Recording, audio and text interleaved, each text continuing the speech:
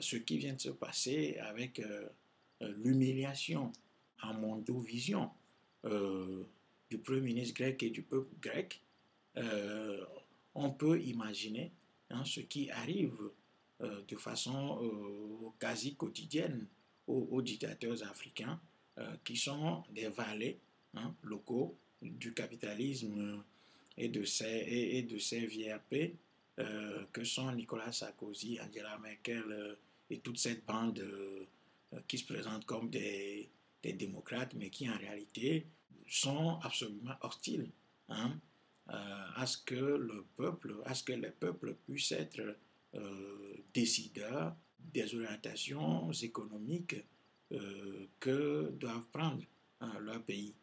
Donc, euh, cela montre à peu près la situation qui est la nôtre et cela montre aussi qu'un pays qui est endetté, et c'est le cas des pays africains, n'est absolument pas libre.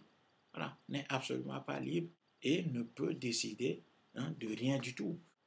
Alors, la Grèce, qui est une démocratie, n'a pas pu contenir et endiguer, n'a pas pu échapper à cette violence au point de revenir en arrière. Imaginez ce qui se passe en Afrique dans les dictatures militaires.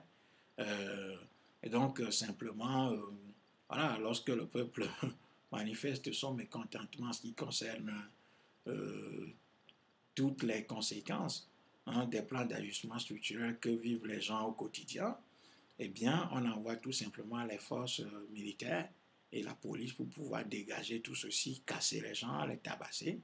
Et voilà, euh, les dirigeants prennent des décisions qui pénalisent largement leur population.